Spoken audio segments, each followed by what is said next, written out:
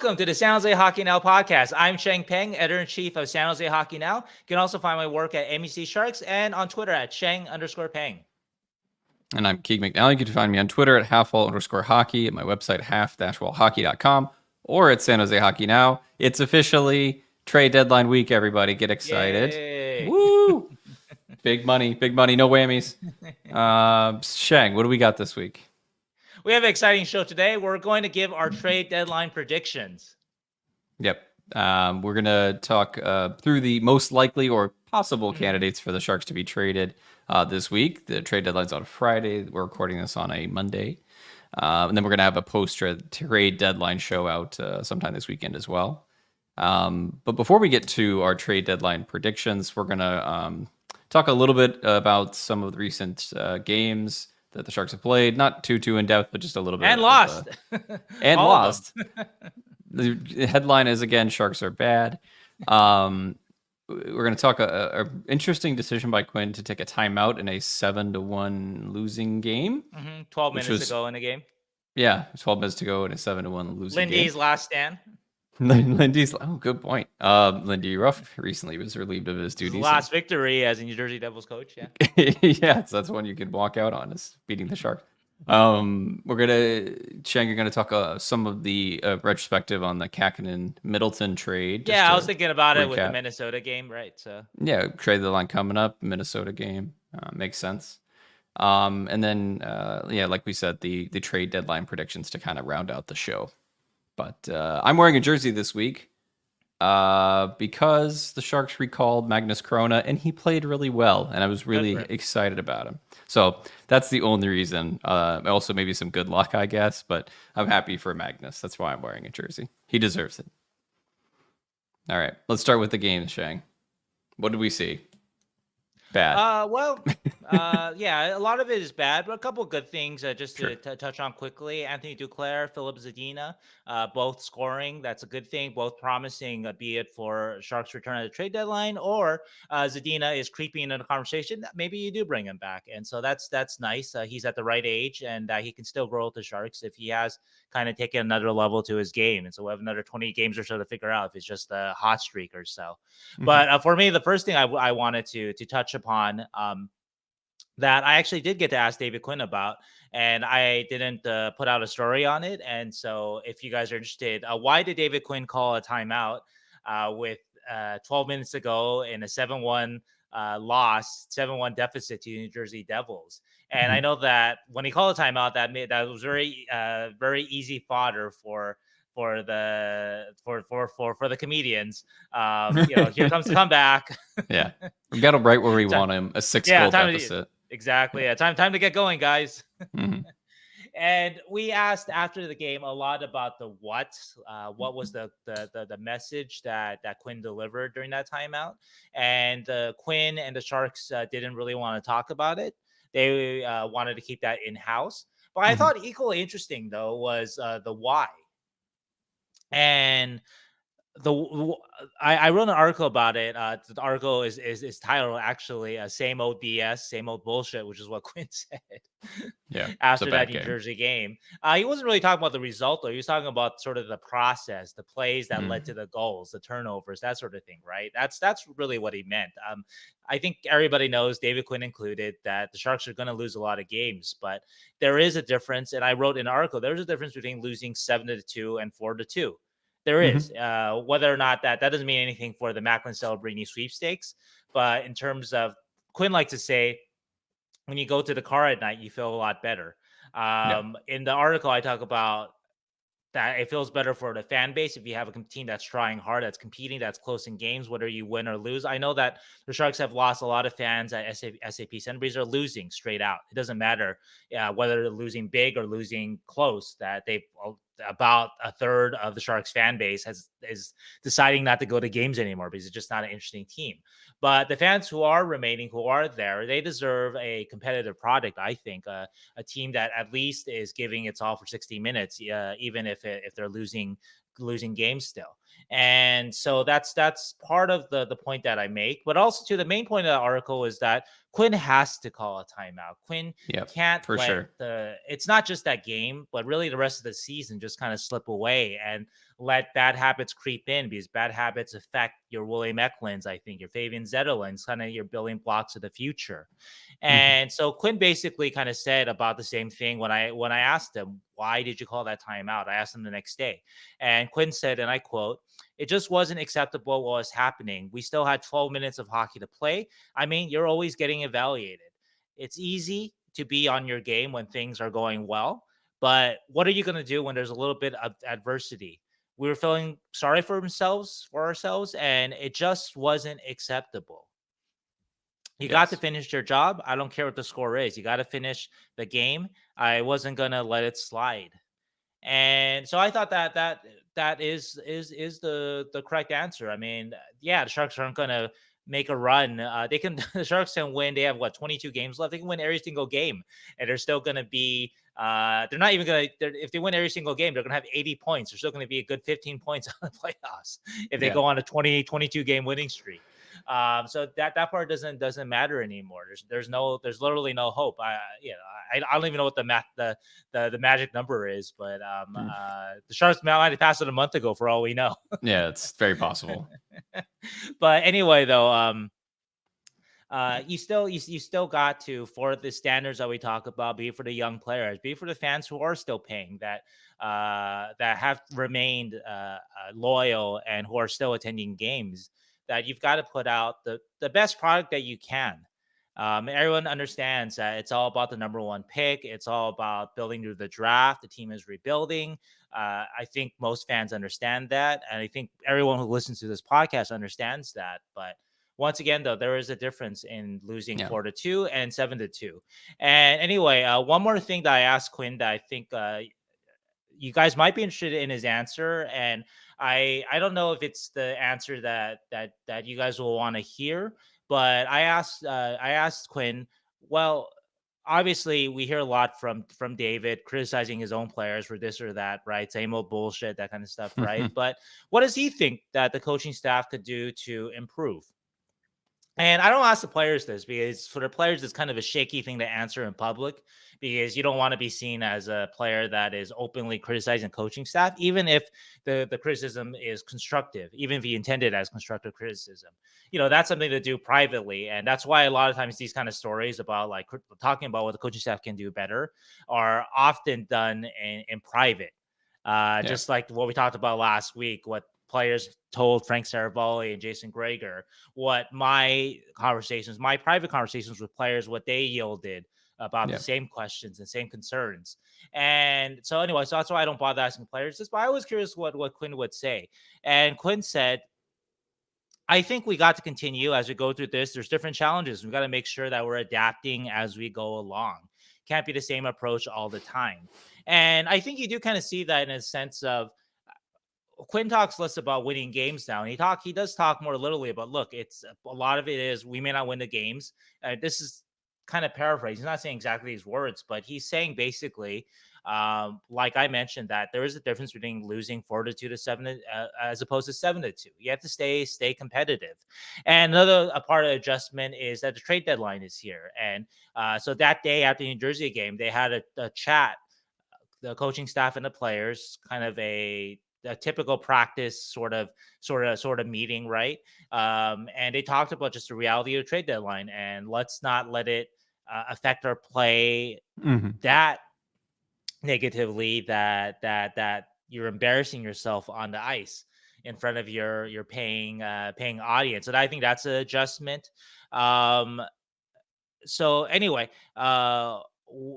in addition to that quote, Quinn said, "Yeah, we got to be cognizant of that approach. There are different goals every day. Sometimes it's video, sometimes it's no video, sometimes it's approaching the mental side of it." And you have to keep a close temperature of the room.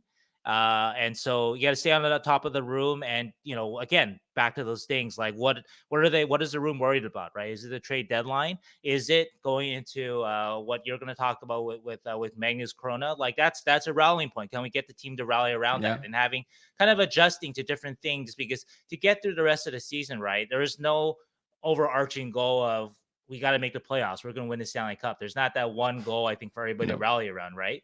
And so you got to find different goals to keep guys motivated throughout this from now until the end of the season. I guess the one overarching goal now is everybody wants to have a job in the NHL next year. Yeah, And that's as like, we're gonna, yeah. and that's not And so always that guaranteed for sure. it's not, especially with this team, right? And Mhm. especially as our talk about trade deadline predictions will suggest too that a few Sharks are in danger of not having NHL contracts next year for sure. Mhm. No, there's no doubt about it. And so anyway, so Quinn mentions we didn't like the result against Nashville, but we felt a lot better getting into our cars after that game than we did against the Devils. Sure. And I think that again that goes back to Quinn still got to coach this team with 22 games to go. And while I understand that when I ask the question, what can you do better, David Quinn, that people probably want something more specific, more like, oh yeah, I should have been playing Kevin LeBanc all year. What an idiot I am, or Yeah. something like that, right? That I still think that was an interesting answer that he gave overall on both fronts of why he called the timeout and also too what he can do better. And so I wanted to share that since during this week, trade deadline week, I don't think I'm going to get to writing these articles. It's going to get busy. Hmm. And I think back to your point that there's no overarching goal of you're going to make the playoffs, you're going to compete for a Stanley Cup. The timeout to me seemed appropriate. Like I Hmm. really I remember watching the game being like they needed this. Like they were getting run out and they just again looking sorry for themselves. Hmm. Sometimes those timeouts aren't for that game. Obviously, this timeouts Right. for the future. They're like building blocks to be like, all right, pause. Like you need some coaching at this moment. We're doing horrible, and here, like it's just a pause. It's a building block for future games. So I honestly, if anybody shit on it, I think it's just not that warranted. I feel like it was a smart coaching decision, and again, Quinn is doing the best he can with the hand he's dealt right now, and it's not a great hand, especially with Couture and Hurdle being out. So there's like a glimmer of hope there. We had a few games of those guys, and then we're like, oh, maybe Hmm. this is a decent team, and now it's just wheels have fallen off again, and here we are. But Yeah, and moreover on top of it, I wanted to add that one more thing he said that day after New mhm. Jersey game was last night we got away from it. Is that a one-off? Are we starting to cave to our situation and the circumstances? And I think once again, and they've done a decent job of this considering the actual talent level of the team that they've had. And I wrote that in the article about the New Jersey game. They've had these rock bottom games, right? Mhm. Obviously, the Pittsburgh Vancouver 10-goal games, the Toronto loss, right? Where I think they lost Yeah. seven something or the five, maybe it was just I don't even remember the score anymore, but they were run out of the building in Toronto, right? Yeah. And that was at the tail end of a 12-game losing streak too. Where really the entire plot of the season just could have been lost. It felt Mhm. like I think the New Jersey game was another one where just it could have been 20 more games of getting beat like by 3 or 4 goals a night. Yeah. It felt like that was on the horizon for the Sharks. And I think they picked themselves up actually reasonably well since that game, be it the Yep. Anaheim game, which I think they should have won, except the goaltending for once this season let them down quite a bit in that game. I think even the Dallas game, they were right in it. I know people look at the shot counter, but they actually were decent against Dallas. If you want to focus on even strength play, Sport Logic actually had the Sharks with more quality chances at even strength than the Dallas Stars in that game. And Yep. Dallas was all about the power play. They really ran the Sharks out of the building on the power play. And then the Minnesota game, yeah, the Minnesota game wasn't as good, but they Mhm. did manage to keep it close. Yeah. So the scoreboard was okay. Kakinen, I think, rebounded and had a pretty good game that game. But anyway, so I think they've come back and they've shown again. I mentioned the Chrona kind of playing for Chrona in the Dallas game that they're still playing together as a team, and I think that again. What can David Quinn do at this point with his roster? I think that if he's able to do that from now to the end of the season, I'm not saying that guarantees that he should come Mhm. back next year, but that's at least an argument though for in his favor. Yeah. The Dallas game specifically was just wildly entertaining. I really Hmm. enjoyed watching it, and they did seem a way more composed than they did in the prior game, or the New Jersey game. And Chrona, I think they did. I think they rallied around Chrona. He needed to have a quality start and not get immediately shelled. And Yeah. he succeeded. He looks pretty good, and I think it's an interesting time in the Sharks goaltending pool because Black was injured right now, and he seems to be like he's going to be here for next year, Blackwood. But Yeah. Kahkonen, we don't know. Makaniemi's been hurt on and off. Romanov Oh, has he been has like up and McAnemy down. has mono, by the way. Oh, interesting. Yeah, I like didn't know that. because I was told a month ago and I put it out that he was ill, Mhm. and then didn't come back. It's been like a month. And so Yeah. what do you have for a month that makes you that ill? And actually mono is Did they confirm it typically was mono? fairly typical at so I've Sure. looked around on it. It's mono, yeah. So yeah. So So yeah, I mean, he just hasn't been able it's not to his hip, so stay. that's a good thing. It's not his So hip. Yeah, he just hasn't been able to yeah. stay. And then Chrona, who was acquired in a I think it was a trade deadline trade as It well with was. Tampa Yeah. Bay a few Yeah, years for ago. So Frederick Frederick Clayson. Clayson. Yeah. Clayson. That was a What good trade a for Doug. Got to give Doug credit on that one. Yeah, that was a good. And I honestly I don't even remember if Clayson played a game for I think he um did, but he was a like I think he couple. was like a spare defenseman though. He He's was like like, seventh or we're eighth or making a something. run. We want some depth. So Yeah. yeah, Oh, he did play. He played 2 games in 2021, and the Lightning couldn't care less because they won the Stanley Cup. So, yeah. Did he and play in the he playoffs didn't. too? No, he didn't. But he got his name on the cup, I'm sure. So good for you, Frederick. I mean, maybe he played 4 games with the Sharks, 2 games with the Lightning in 2020, 2021, and that was it for the season. Maybe. Because there's like rules about how many games you got to play during the regular season, right? Or Oh yeah, who knows? or in the playoffs. Yeah, I don't know. Yeah, I Yeah, hope he but got his either name. way, He got to lift it. He got to lift it. All right, which is still pretty I'm good I, for I was just playing like 0 playoff games. So and that's one of those sneaky trades, you know. Who would have thought that Magnus Chrona starting an NHL game? And you just take yeah, a flyer on a young player. If he doesn't yeah, work out, well, everyone knew he was going to work out. If he does kind of work out, and not that Chrona has made it or worked out, but Chrona has yeah, developed, and Chrona at least is a still a prospect with at least a sliver of a chance, better than a sliver of a yeah, chance of making some NHL impact. So that's a win of a trade on any day. 100%. Yeah, 100%. That's the kind of deals that I'm hoping for, along with, we'll talk about other deadline predictions, but stuff like that, just some kind of off the wall thinking to try and sneak something past that's going to be beneficial for the future. So that's the shout out for Chrona for this week. Are we going What to you look got? back at the 2021 trade deadline as Doug's last great stand, Clayson for Chrona, Mm. Barabanov for Suomela? Oh man, those were pretty good hitters, man. Yeah, right. That's Yeah, that. I mean, in terms of value, I mean, he killed it in value on both those trades. So not yeah, only is whatever Greer gets for Barabanov, if anything at all, at the yeah, deadline, you're going to add that on top of getting almost 100 points out of Barabanov, and of course, yeah. what you know, play what does Sumola I don't know. He give? might I not mean, ever played a game. Barabanov might have outscored Sumela in the AHL. Suomela was with the Marlies, and Barabanov Yeah, might have scored him at the AHL level. So, yeah, so yeah. that's 26 pretty good. points in 48 games for Suomela in the AHL. And then There you go. that deadline, he had 7, or after he was traded, he had 7 games and 2 points. So yeah, Barabanov definitely outscored him in the NHL. I Just wish we could have mind blowing. a graphic now. Doug Wilson face with the shades coming over his face now. He always was a good trader, I will say. Like Doug Wilson masterclass. he made some sneaky, awesome. I mean, sneaky, He just some did. He amazing did. trades in his He did. career. I remember some of my best articles, and we're going to talk about sort of what Mhm. scouts are saying about what the Sharks trade deadline targets and what they might bring up. But my favorite articles were scouts bitching about what Doug Wilson his sort of his negotiating tactics, that Doug always wanted the world, and he's offering you this. He's trying to offer you this junk, and most times you wouldn't take it, but sometimes if you're a Tampa and you're like, whatever, we just want a decent 7-8 for our playoff run, sure, You can have we have no use for Chrona anyway. We probably weren't going to sign him or whatever. Or he's an NCAA guy. We don't see much of a future for him. Take him.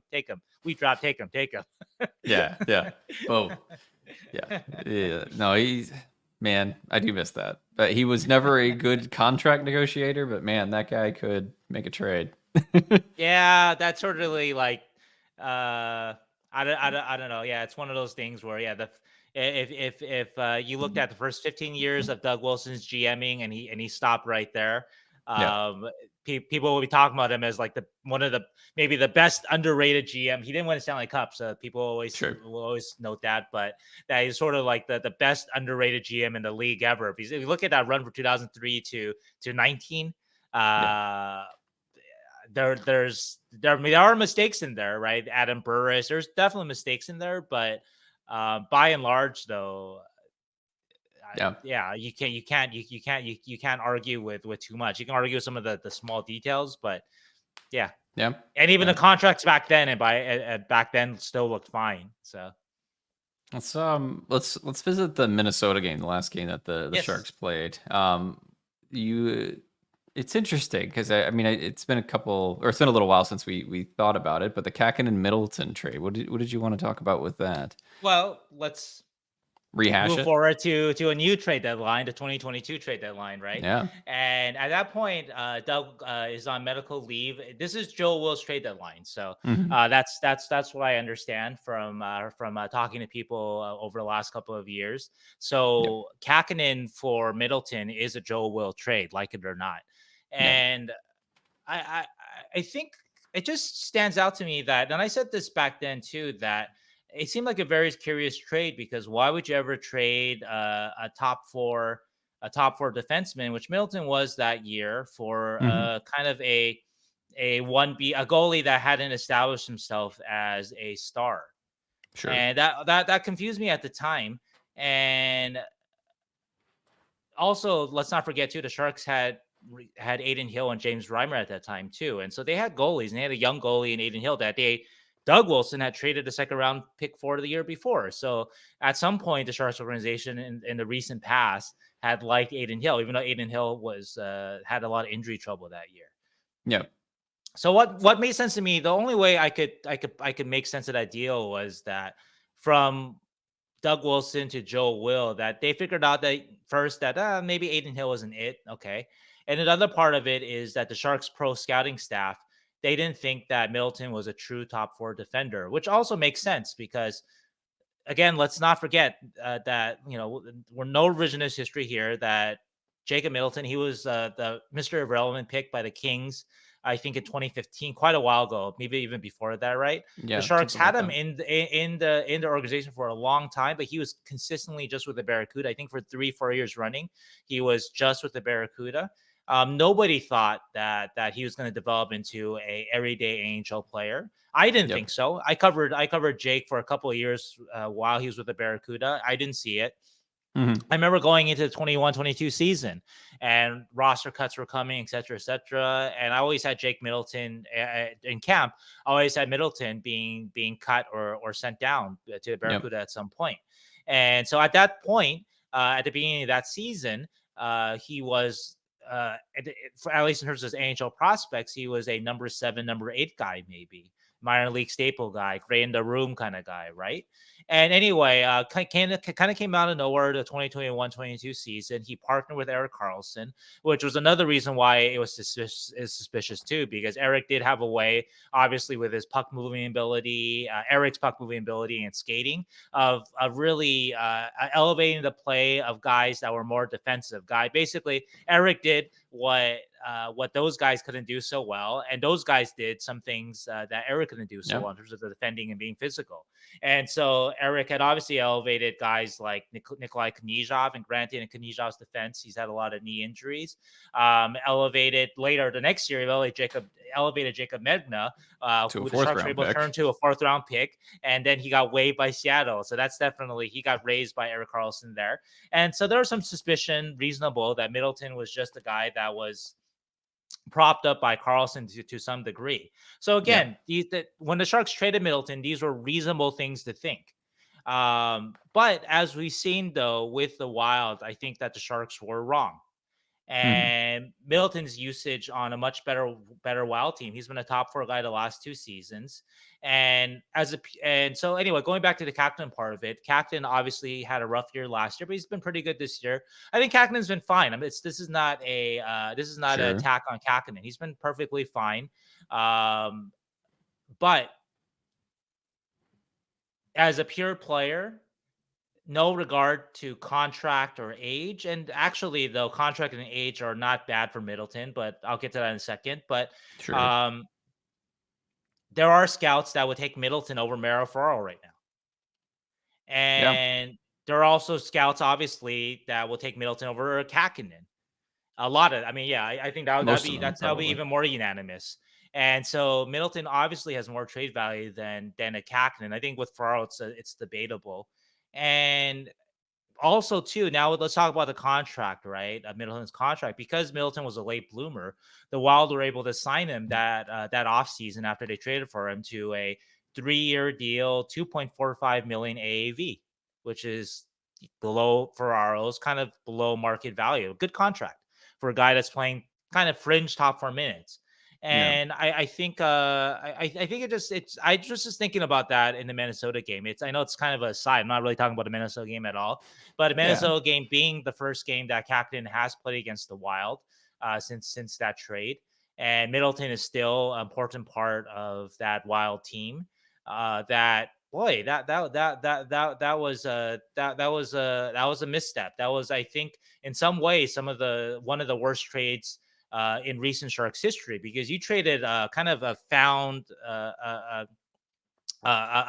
gem, a found prize that you developed too. You turned them from a player that the Kings didn't want to sign, and you put him in your system. This also goes back to another old thing that Sharks fans have been bitching about for the last 5 years, like Roy Sommer, no development, Sharks development, blah, blah, blah, right?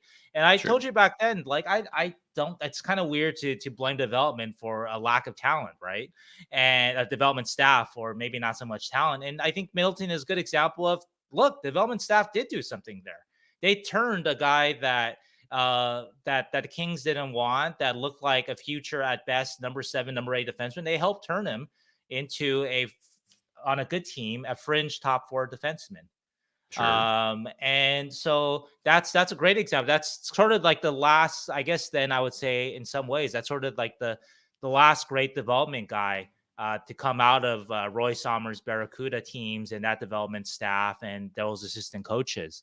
I think before that, maybe their last great success was like a Barclay Goodrow, which is a little more in the past. So I can see why there's a kind of there's a gap there where fans are complaining about what Roy is doing down there and whatnot. But I think you got to give Middleton that credit to that staff. And so anyway, I just think overall, like, just the overall idea again of trading a guy who ended up being a true top 4 defenseman for a 1B goalie is a bad trade, no matter how you cut it. And even if Middleton wasn't with the Sharks still, because at the time of the trade, of course, like I said, Middleton wasn't proven yet. But Middleton has proven himself for the next year or two. So imagine what you can get for Jacob Middleton at the deadline this year. Yeah, I would think maybe a second at least, right? Better than a Kahkonen. And so anyway, that's sort of a aside. I was thinking about it. I wrote 200 words about it in my game notes article, and I thought, oh, there's no reason to put that there. So anyway, I'd never disparage Jacob Middleton, because I think he's I love Jacob Middleton. I got my girlfriend into hockey probably a couple years ago, 2 years ago, and probably 2021 actually. And her first like player that she loved to watch was Jacob Middleton, mostly because she just thought he was cute. Fan favorite. He's also fan favorite. He also was great in the room, beloved in the room. And so this guy had everything that you want to keep in your organization.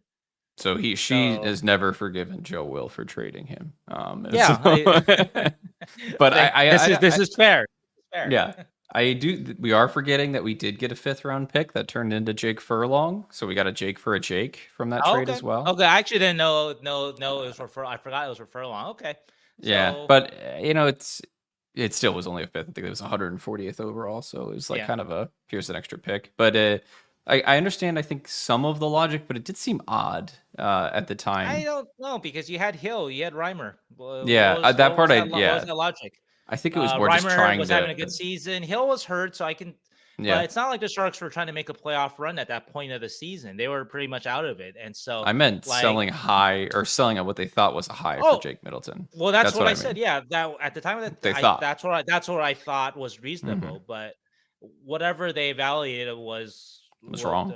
has proven to be incorrect. Yeah, Yeah, exactly. Middleton's developed further than we like probably even the Sharks thought he would, and now yeah, he's like a very rock solid top 4D playing 20 minutes a night for a decent NHL team. yeah. So yeah, you're And right. did that for a playoff team last year too, for Yeah. a better team last year. So yeah, now in retrospect, it's definitely not a close call. You'd take Middleton over Kakkonen. So, Mm. but Yep. oh well. I am Oh happy that well. he's on a decent-ish team. They're not great this year, but Yeah. decent and playing big minutes. Because I do wonder, like, if later on, I mean, does Carlson get traded if Hmm. Middleton's still there and Sharks have a I little bit better mean, of a probably. season? Yeah. Probably, but you know, yeah. I wonder how well Middleton would do on this Sharks team right now. I do wonder if there's not enough of an offensive, partner for him to really Maybe.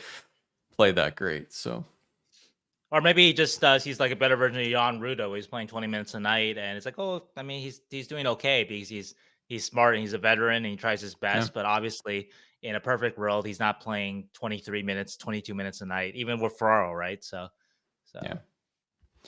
So Let's so we covered 2021 deadline, 2022 deadline. 2023 is going to be a little bit different than 2024's deadline. hmm. 2023 we had the big Timo Meyer trade, which I think the anniversary for is already passed. Yeah, it just passed. Um, Yeah.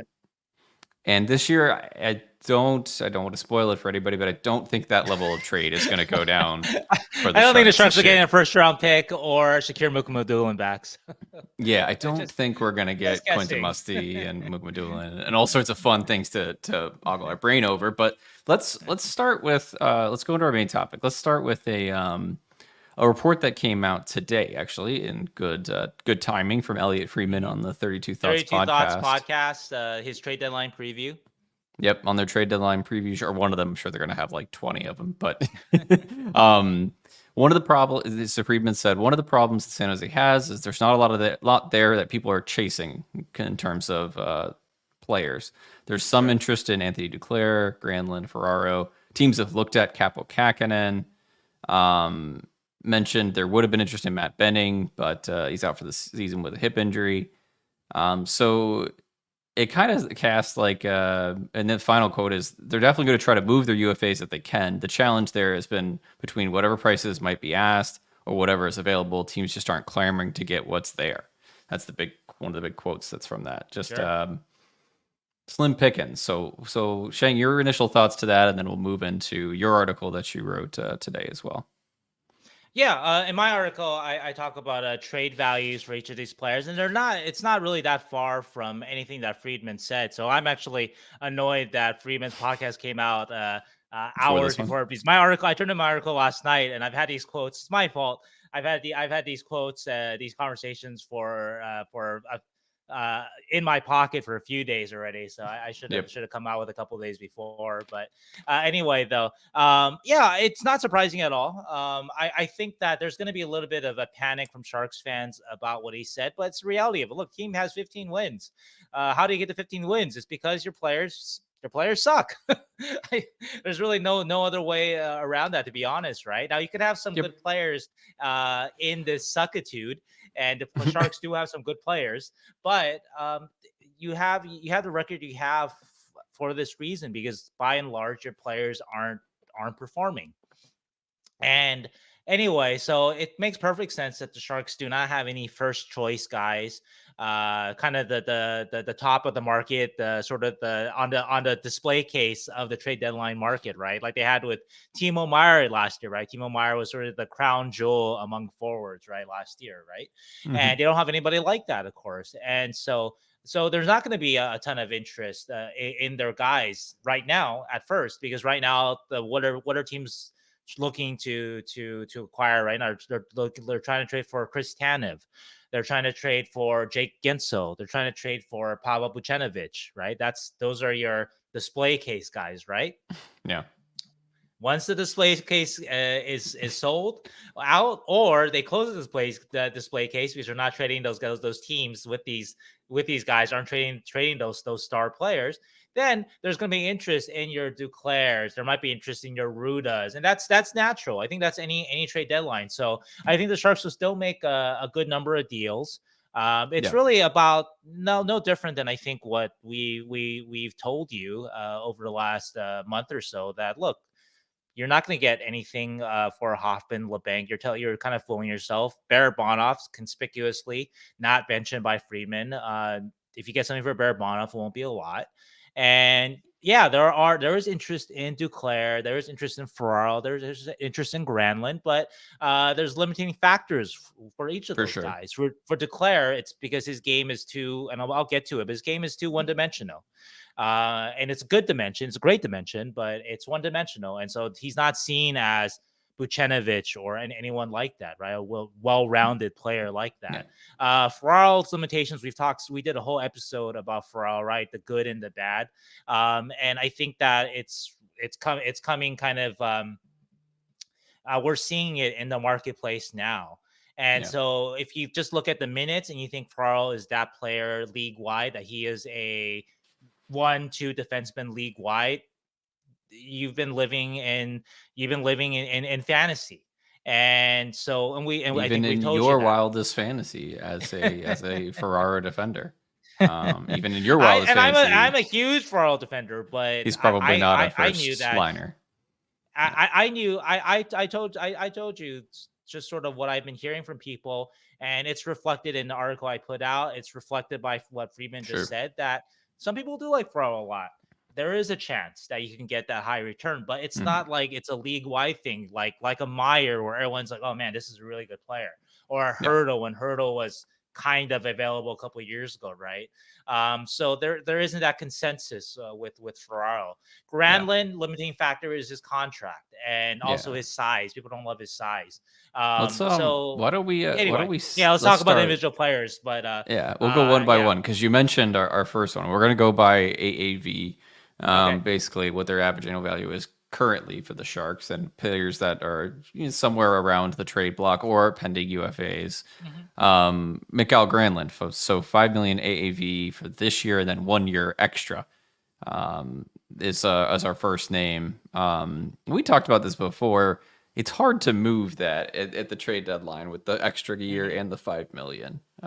What do you? Well, I think one scout said it. It was an interesting one. His scout once says, "I just don't love having a 5'10" center in a 7 game series. Like just straight up That's the height is a reality of factor." what how teams think. Yeah. So Yeah. I think the consensus from everyone I talked to with Granlund is, if we're talking about a value, right? It's all in the article. Yep. It's at NBC Sharks. They're also going to put it on San Jose Hockey Now. But the general idea is that with that contract, we're talking like maybe a third round pick, which might be Hmm. disappointing for a guy who is point per game for you, at least since late November. Granlund has been point per game. He's been really good for the Sharks, but you have to also take in consideration that he's doing it for a really bad team. He gets Sure. all the ice time, all that stuff, right? Which he isn't going to get on a better team, right? And also, too, there are limitations to his game. As much as I personally like him, as much as David Quinn likes him, as much as even the scouts that said bad things about him, right? They still love his competitiveness. They love his two-way game, but he's not ideal for third line center in the playoffs. And on top of that, he's making $5 million next year, which just Yeah. that's a turnoff. So he's movable, but not for as much as I think some fans were hoping for. So my prediction, at least, is that he will not move. I think that he's too valuable to the Sharks in terms of the leadership aspect too, which is Yep. underrated. But he's super valuable to the Sharks in that kind of way. And also too, the other part of it too is that if he performs next year when his contract is expiring, he's going to be worth more. And because Yes. most teams don't want to take on that extra year unless it's like a special player. And Granlund is a really good player, but he's Yeah. not like Or Timo if it's Meyer like or something like that, right? a not just or a like a depth guy that is worth more than his contract. Like if he's like a Right, $1 that's million like super guy. cheap. Yes, yes, yeah. Yeah. Guys Teams love those kind of guys. like a bargain contract, right? Yeah. Granlund, even at his best, is not a bargain contract. Exactly. And so again, he's not the ideal 2C, 3C for a playoff team, but he does have a lot of attributes that are positive that a Mhm. team won't mind him as maybe their 2C or 3C if they're strong in other areas, I suppose, right? Like for Mhm. example, Colorado, I'm sure would take Granlund as their 2C over Ryan Johansson any day of the week right now, right? Sure. But maybe that's next year kind of thing. And so So anyway, I so my think we should prediction is do that a he doesn't move. I think we should do for does move or don't move. We'll do a thumbs up if we think he's moving, a thumbs down if we think he's not. So we'll do it like the same time kind of thing. You want to Okay, try it? sure. All right. Sure. So one, two, three, going down. Yeah, I also don't think he's moving. I think what you said, where and you might have said this offline too, where the Sharks can probably get better value for him next year if they retain. They probably don't want to retain for both years, and Right, for both they, years. Yeah, Sharks don't. so I don't think. In general, teams don't want to teams are have probably going all to the be retaining more spots taken. Yeah. if he's able to keep up his play for next year. And I think even didn't Quinn say something like he's going to take a lot to get Granlund out of Yeah, if here. you want to pay up, right? And Yeah, so and I don't think teams um are going to pay up, so I don't think they're going to I move don't him. think so. And also, to my understanding, as far as I know, and I'm gonna check this stuff. It moves like week to week, day to day. But as far Sure. as I've checked, I don't believe they're actively shopping him either, because I think they know that look, if a team really wants him, they're gonna call and be like, hey, we're gonna give you a first round pick for Mikhail Granlund. We'll give you a second round pick Yeah. like the Penguins did for Mikhail Granlund. But if a team really wants him, they'll make the call. But otherwise, if that's what you're kind of getting, like a third, a fourth, whatever, it's not worth it. I think he's better on your team. Better take the chance that you can Yep. get a bit more from next year. And the lingering injury issues with Couture might make them more likely to want to keep Hmm, a center on the fair roster point. Yeah. too. Hmm. Um, Yeah. okay, next player, Kevin LeBanc. Oh, we don't even need to. We don't need I to even agree. pretend. Kevin's not moving. Sorry, No, Kevin. he's not. And he's at 4.725 million AAV, and that's honestly the beginning and the end of why Kevin LeBanc. I cannot see him moving at the trade deadline. It just teams by their nature trying to compete for a Stanley Cup are trying to squeeze every dollar out of the trade deadline. The only scenario, and you mentioned this offline too, is somebody like Vegas where they didn't get anybody that they wanted on during trade deadline week, and they have Tons of 10 LTIR space. tons of LTI space, and they literally say we'll take Kevin for future considerations for whatever A reason. seventh round pick and a sixth round pick if we win the Stanley Cup with They're Kevin. really impressed by that one power play in the playoffs 5 years ago, and they were like, you know what, that guy knocked us out that one time. Let's So just bring him in for shits and giggles. So we'll see if he can we do can it again. say, yeah, the guy that knocked us out, we can Do it we can again. parade around. Yeah, I mean that's the only thing. I don't see any other team like trying to even. Though I do think a team will take him in the summer, Oh, and I we've think said so. this Yeah, before. I think so. I think he'll get a minimum contract and on a good team to try and rehab some value. Hmm. But no, and your Yeah, scouts also said the same thing. He's a yeah. decent reclamation project in the summer for like $1 million, outperform his contract, give you good offense. But I don't think he's worth anything right now, is what a second scout said. So No, yeah, I don't think so. Would add to that the Sharks have again emphasized this is they have one retention slot. They're Mhm. probably going to use it on a player that is expiring this year.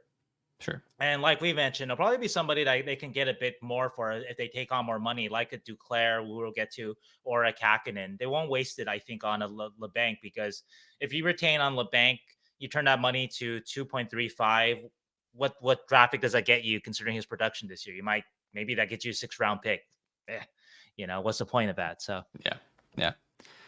Next one, also we're probably going to do the same okay, thing. yeah, I think Mike Hoffman, I'm not even 4.5 gonna win on this million. one. So Yeah, Mike Hoffman, 4.5 million AAV, also a pending UFA. To be, he's got 20 points this year in 58 games, which is it's a little under his recent production, which has also been pretty poor. But yeah, this your your scout number 3 says I'd be surprised if he moved. And I'm not a Mike Hoffman fan at all from your scout number 1. yeah, If I I'm in a mean, foxhole, like in a playoff series, do I trust this guy to really compete? That's fair. Mike is a shooter, and if he's not shooting, he's not scoring. He hasn't shown in his career that he has other dimensions to his game, Mm. and that's what we've seen with the Sharks this year, unfortunately. And I think it was a reasonable gamble to take that a guy that could shoot like that. That hey, he's going to have some opportunity with the Sharks. Maybe he can start scoring and have some value to a team. But that didn't happen. Okay. And so anyway, though, yeah, I also is obviously with like with Kevin LeBanc, the contract figure, the AAV is a huge limiting factor. Yeah. Um, a guy that kind of bounced around for a while was James Neal. A few years back, Mm. he was a similar-ish player. I think Hoffman's a little less engaged, maybe even than James Neal, but both shooters, both kind of like later in their career, bounced around teams. But I think Neal had a lighter contract that he was Neil had more being of a traded power with. game because I covered him with the Golden Knights also too. The Golden Yeah, Knights, he had kind of a bounce back year, which has helped him he get did. that one Yeah, more contract, I think, with the Flames. Hoffman hasn't had that year. I think the Sharks are hoping, I'm sure he was hoping that maybe this year would be that sort of his bounce yep, back year, so he can get himself one more good contract in the NHL, and just didn't happen. yeah. So I also, yeah, we both agree. Not gonna move. Probably gonna be gone at the off season. Mm-hmm. Next This one, one, I'll wait. Yeah, so we'll do this one together. Okay, This one, there could be some suspense on this one. Mario Ferraro, 3.25 million AAV this year, and then 2 more years left at that cap hit. All right, we're gonna do this. Does Mario Ferraro get traded at the deadline? 3, 2, 1. No. Okay. We both said no. Yeah, just it's a down vote. You go first. Why not? It's not any different than the episode that we did. That there is a lot of debate around Ferraro. Some people do like him. One scout told me he traded a first round pick for him. Mhm. Unfortunately, he's not the GM of his team. So. And It's then rough. we did get that from Team 33, the episode we did with Mike Santos a couple weeks ago. That and once again, those Team 33 is comprised of 20 plus former NHL scouts or front office people. And so their kind of poll opinion is that they like Ferraro. So there are people that do like Ferraro, Yep. but it's not unanimous. And so I think for the Sharks, that if teams aren't paying up big for him, then again, what's the point? Because like Granlund, Farrell brings a lot of intangibles. He's great on off the ice. He can, even if he's not a great player in the minutes he plays in, he can at least shoulder those minutes, and it doesn't traumatize him year after year. You can come back and play 20 plus minutes a night. And so there's a value to that, and I think he's getting better. That's my opinion. That's what I've seen this year. I thought for a second that maybe this kind of uptick in his play this year might get him a little more. It sounds like to me right now that it's not. I spoke with his agent a couple weeks ago, and his agent said that I had a conversation with Mike Greer. Mike Greer told him that he wasn't actively shopping Ferraro, and so I think it kind of falls along lines with Granlund, except that Ferraro obviously, and actually this is a plus for Ferraro that Ferraro is just 25, and so he really can grow with your team too, and he Mhm. can be part of your next good Sharks team, and so if you're not getting overpayment, then what's the point? I will say that I should add this that even though I don't think he'll move, I think if the Sharks did want to trade him, the scouts obviously in this story it was kind of mixed. That someone said I traded first for him. Other people were more like, I think he's more worth a third. I see him as a bottom pairing defenseman. I think I'm in the middle, and I've said this consistently, that I think that the Sharks were dead set on moving Mero Farrell, that they could get probably a second round pick for him at some point. If it's not this Sure. trade deadline, but at some point, but this summer or something like that. But I think he has enough value that I still think that unless you're getting that first round pick, that he's worth more.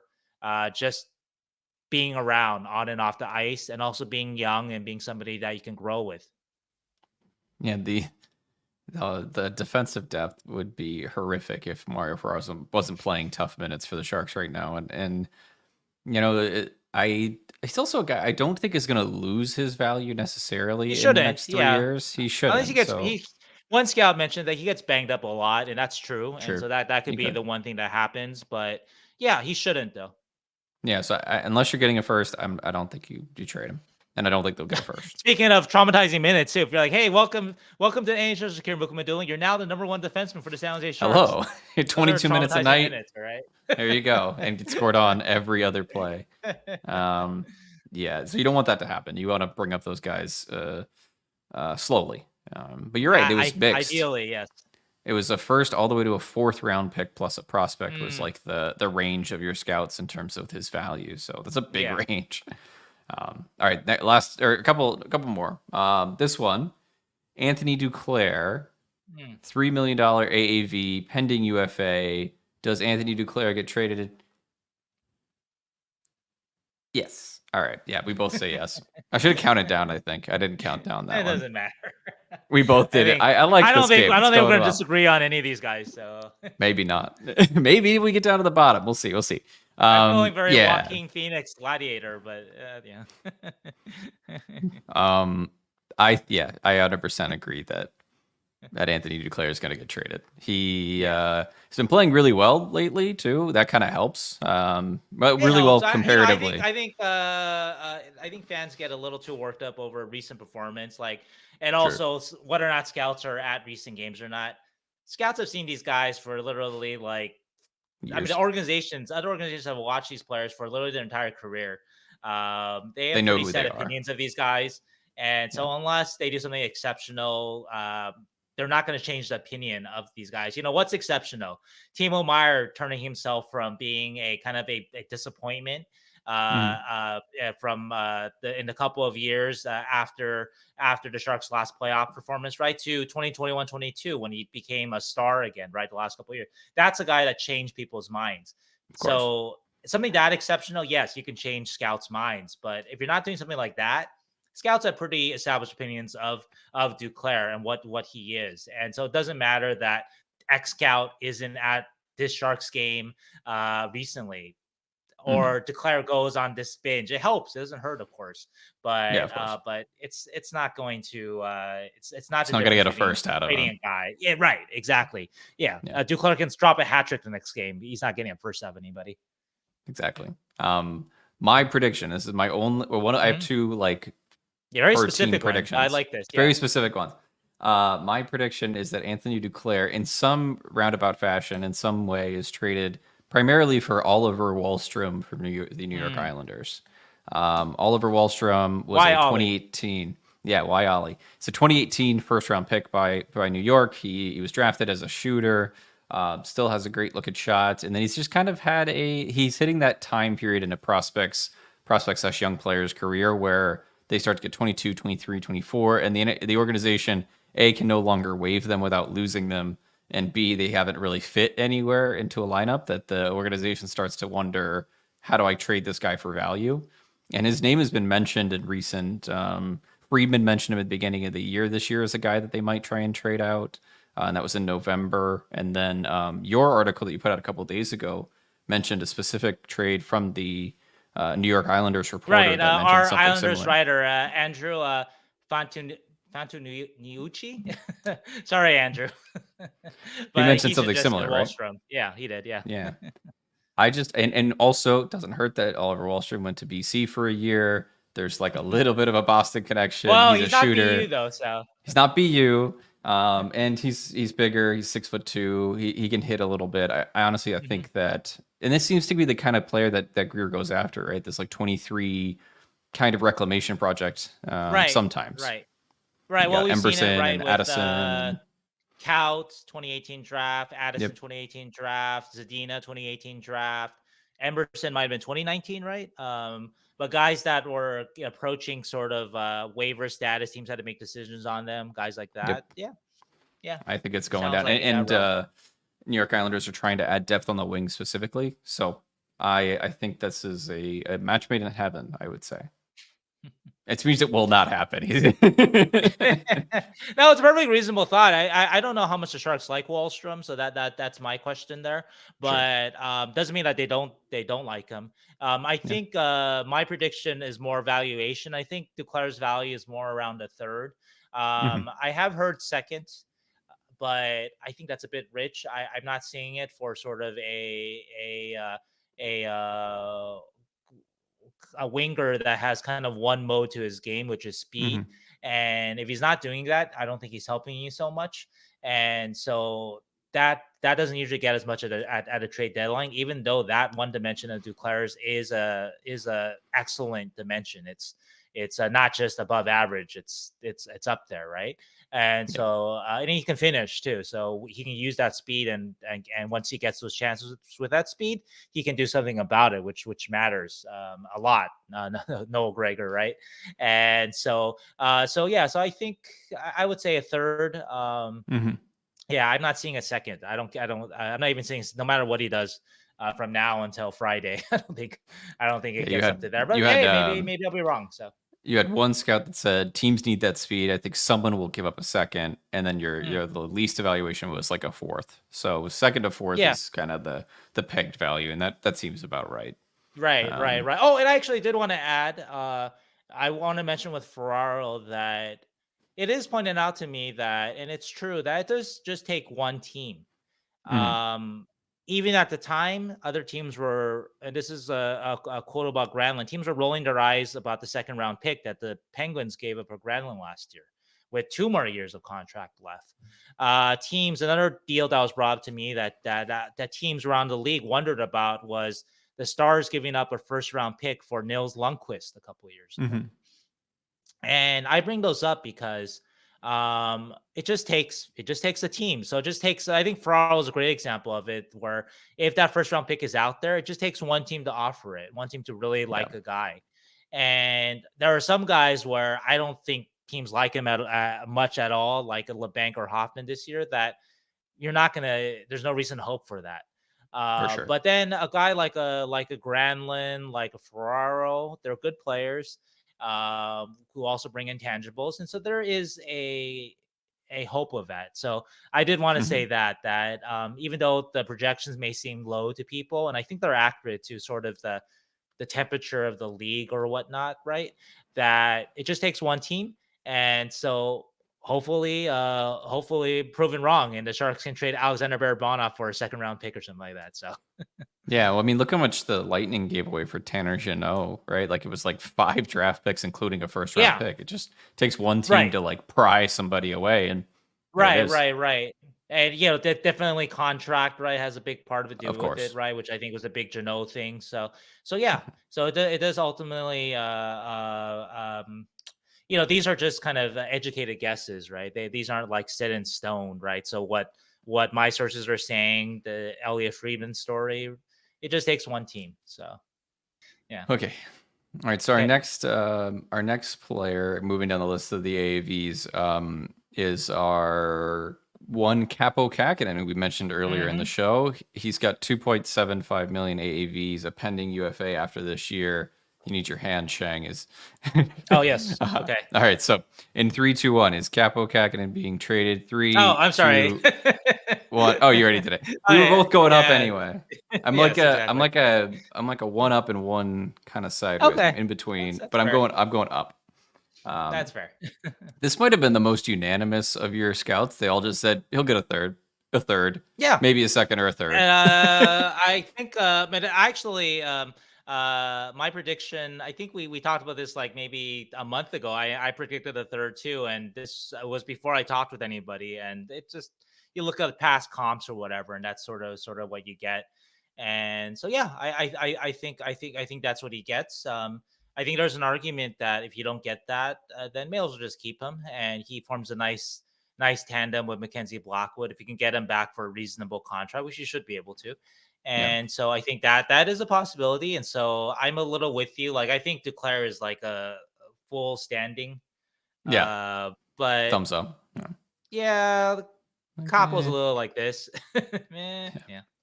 I think because the goalie market is so volatile, I do think they'll get more than he's worth, and I think they'll trade him Hmm. because of that. And I think they'll take a goalie back too. I think that would be the way that That it'll makes some work because the sense. Yeah. Sharks will need some sort of goaltending depth if they do trade him with Right. Blackwood Right. Right. being Right. injured, and so they'll take somebody back too if they're going to trade him. But I'm going to go with yes. Okay. Uh, Luke Cunnin. This is an interesting one because he's not a UFA. He's 2.75 million AAV. He's a pending RFA. Hmm. Um, it's an interesting one. I wasn't really thinking that he was going to get traded, but let's do a 3-2-1 on him. Does Luke Cunnin get traded at the deadline? 3-2-1. You're going up. We disagreed. All right. Oh, finally. Yeah. Yeah, a I went little a down. little debate. All right. um Go ahead. Yeah, I feel like a month or two ago that someone had told me that I think I threw into one of my game notes that someone had told me that yeah, Luke has a lot of these sort of attributes that teams like in the playoffs, and plays the right way. He's physical. Hmm. If you give him a chance, he can score. Sure. He has a little bit of finish, and he's a little expensive. He probably belongs in your fourth line or something like that, right? Hmm. But if you can kind of make the space for him, be it this is a guy the Sharks probably have to retain on, maybe, Sure. but that a playoff team would welcome a guy like that. And so taking that in, and then Elliot Freeman reported that the Oilers might be interested. That I could see a fit, and I'm not entirely sure what the Sharks' plans for him are. He's not a UFA; he's going to be an RFA, Yeah, but his qualifying offer is going to be $3 million, which is a little bit rich, obviously, for his production. I for think if he sure. was making half that, you'd be thrilled. If he was making even 2/3 of that, I think you'd be a little more okay with that. So I wonder if the Sharks might want to bring him back, but on a lower contract, right? So I suppose that's possible. Or a playoff team might take a chance on him as a good depth guy, a good addition to their bottom six. And so I'm not sure if he'll go. But if he does go, I'll say that he goes for a fourth. I would say. Okay. Yeah. I think the people I talked to, they suggested a fourth or a fifth. Um, Sharks traded a Fifth third seems for him, right? they traded a third for him. I don't think they'll get Hmm. that back. I could be Yeah. wrong because I think Luke is the kind of player that kind of can get a sneaky kind of sort of, like I said, he has a lot of different attributes that teams like for the playoffs, I think. And so he's a guy that can get maybe more interest than all fans see the Duclairs. They see the kind of the flashy players, right? And they think that Yeah. that's what teams want for the playoffs, and a lot of times it's not. And so I think that Luke is kind of an under radar candidate to have maybe even a little more interest than the Oilers, and maybe that can gin up his value up to what the Sharks traded for him. But I doubt it though. So, but I think a Yeah, fourth though. fairly. I just don't see a team with the space to really acquire him. And then the qualifying offer, they'd almost have to be like treating him as a pending UFA even because like, Right. are you going to give Cunnin $3 million after unless he somehow obviously Right. does I, amazing I when don't he's think traded? so. I don't think I so. don't think Yeah. so. So So I right. just don't know how much value there is there for him to be traded, but wouldn't be the most surprising thing. Teams love guys that are physical, and he's a physical dude. Yeah. Maybe this is one of those situations where an LTIR team can fit him in, um, Yeah. something like that. This He's a is an guy interesting that. one. Hmm.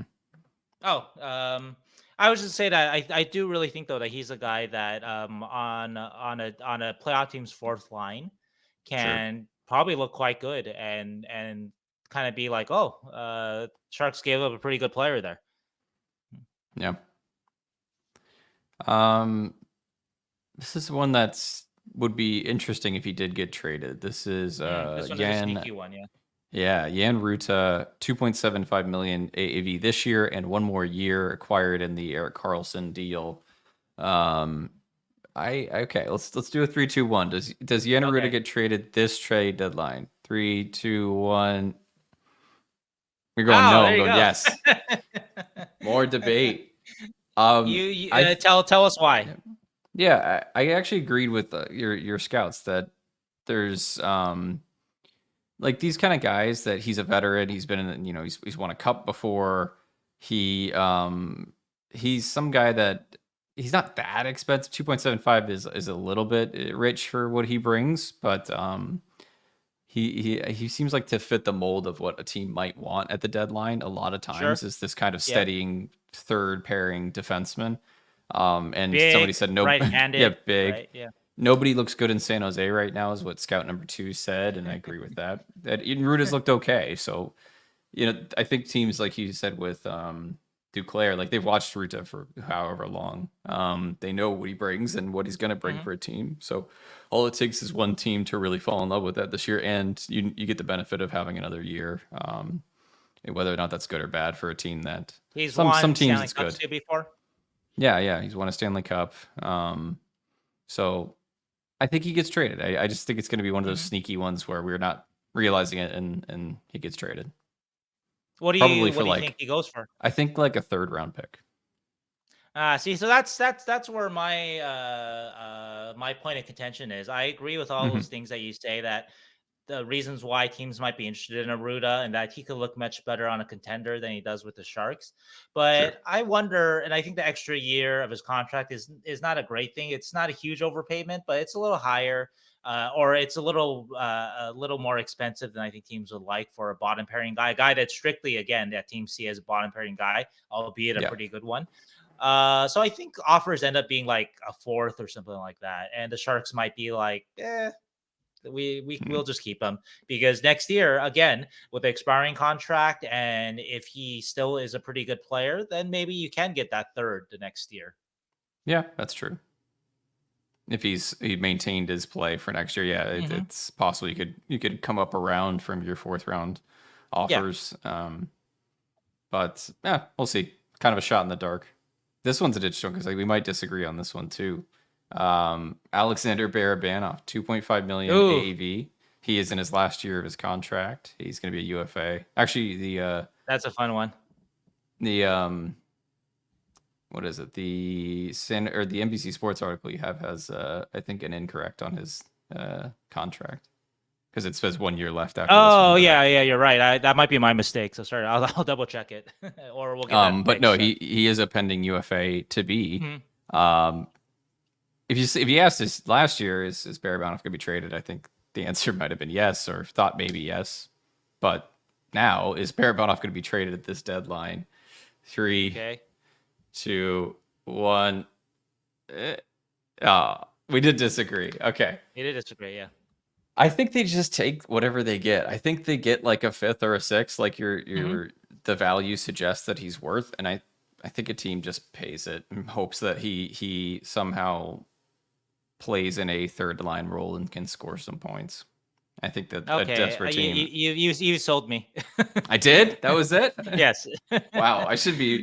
Mike Gria. That's I don't know if he's in the call me out, plans, man. and Yeah, I don't know if he's in the plans, and so he might be a takeaway can get situation. So yeah, yeah. I think they just say, all right, we've kind of lost all value here, but let's just get something for him, and he's going to walk in UFA probably.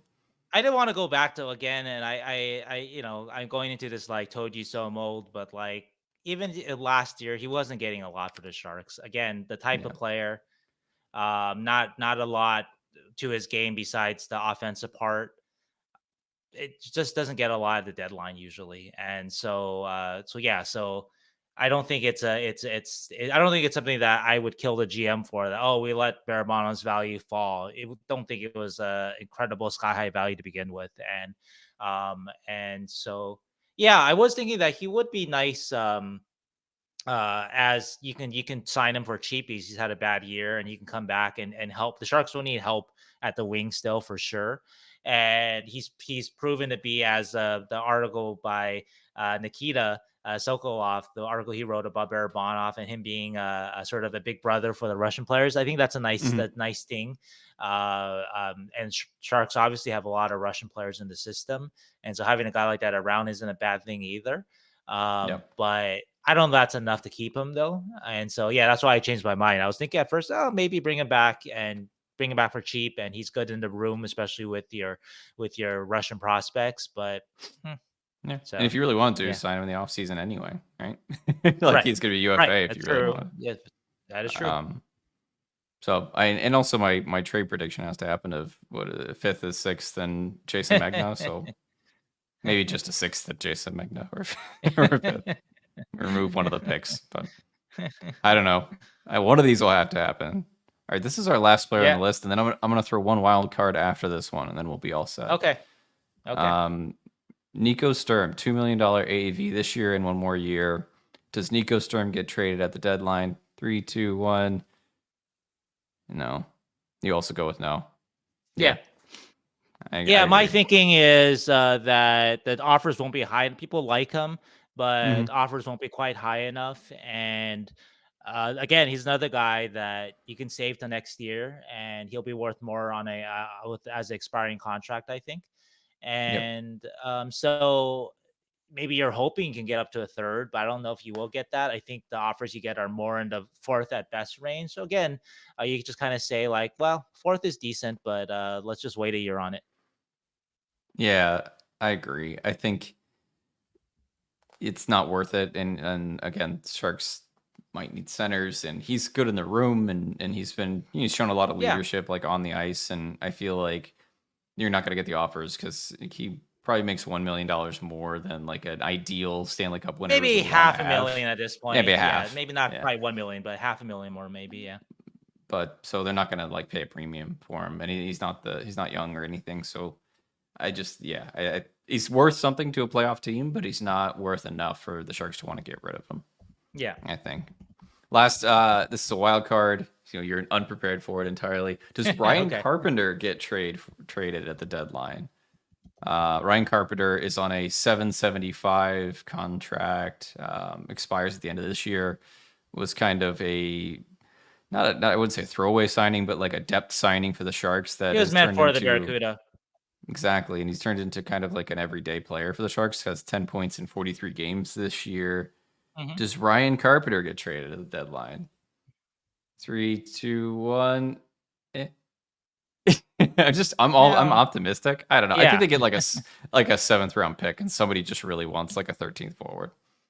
Maybe. If maybe, I like Ryan, but I wonder if he's playing 4C for a better team. I doubt Mhm. it.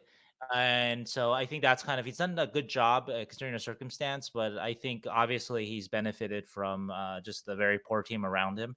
Yeah. And so yeah, I'm He was not seeing it traded myself. in March 21st, 2022. So two trade deadlines ago for a fifth Mhm. round pick. Calgary acquired him as like a depth Right, but then guy. this offseason, he ended up with the Sharks as destined for the Barracuda, and so, Yep. um, I'm I just think his saying value has declined, right, from those days. so yeah, that year he had 11 points in 59 games for Chicago. Then he played 8 games, had 1 point for Calgary. So honestly, like his production's about similar to what it's always been in his career. It's not a production thing Um, though, right? I think it's yeah, about, like, just the kind of the subtle, the speed, the things that you start to sure, lose at your age, kind of that impact on the forecheck, things like that, right? That maybe he could have done better when he was 27 or when the Golden Knights picked him off of waivers from the of course. Sharks, right, years ago. Yep. And so I think those are the things that are probably going to, and I could be wrong. I actually haven't asked really about Carpenter, but I will say that no one has brought him up to me too, kind of like, oh yeah, you know what, that Ryan Carpenter's actually had a sneaky good season. Teams might be interested. So I think he's had an so okay yeah, season. yeah, I think he's had By okay Shark season. I'm just standards, saying though that not enough that of course. a team really sees him, like even as like we have injuries. Do we want him as our 4C? I don't know in the Hmm. playoffs. I don't know. So Our last UFA is Justin Bailey. If you want to mhm. talk about Justin Bailey, Do I we don't think think so he's too. I mean, I no? can go ahead. Just yeah, just I think obviously the tools are there with him in terms of his size and skating, but I think his game in terms of just his defensive awareness, things like that, are still Yeah, lacking. And so that's what again in the the playoff playoffs team's gonna want. you want to be able to trust the guys that if you need to play a guy in a pinch, you want to be able to trust the guy, right?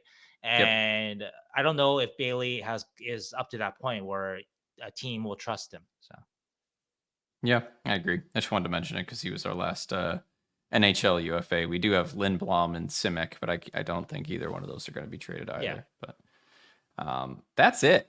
So that's it. honestly, not that We'll great of a see. haul. Like, We'll yeah, we'll see. Yeah, see. we'll see. Yeah. Like, what is the most that we're going to get? Kakinen's going to get it maybe a third. Duclair, I don't know, maybe a prospect like Bolstrom or maybe a Again, third, I'm fourth. not sure what you're expecting, right? I think that people got really excited about Friedman's Raw report for a couple months ago. Yeah, Still possible. Like I said, it just takes one team, but it's not again, it's not a unanimous thing. This again is not a Timo Meyer. Everybody can see how good the player is or the value that the player has. And so Sharks don't have anybody like that. And so, but I think that players will move. Like I said, I think that after teams get their first choice guys, the Sharks will have some interesting players after that. yeah, the filler, fill out your lineup player if you've got space for him, kind of thing. And I Hmm. wondered, they're going to use their trade or their retention slot on somebody. So I wonder if that is Right. Duclair just to get the most they can from Yeah, I think Duclair. it's going to be one of the more they're the more desirable trade deadline assets or pending UFAs. So Duclair, Kakinen. So yeah, that's where I'm kind of seeing that. Yeah. It's gonna be a fun week. I'm super excited, and I'm excited for our post trade deadline show. That's gonna be a lot of fun. Yep. But I got nothing else to say. It's not gonna be. I mean, maybe if you're a draft nerd and you love getting fourth, fifth round picks, it's gonna be fun. And I'm a draft nerd, so it's gonna be fun for me. But that's about it. Anything else to say, Shang? No, I think that's pretty much it. We'll see how it goes. Hopefully I'm wrong. Hopefully there are first round picks or second round picks coming to the Sharks. Yep. But we'll see.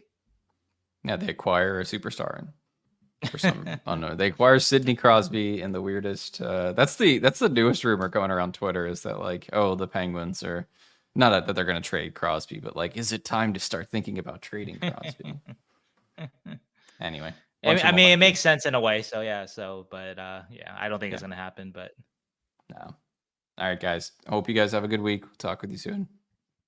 Bye.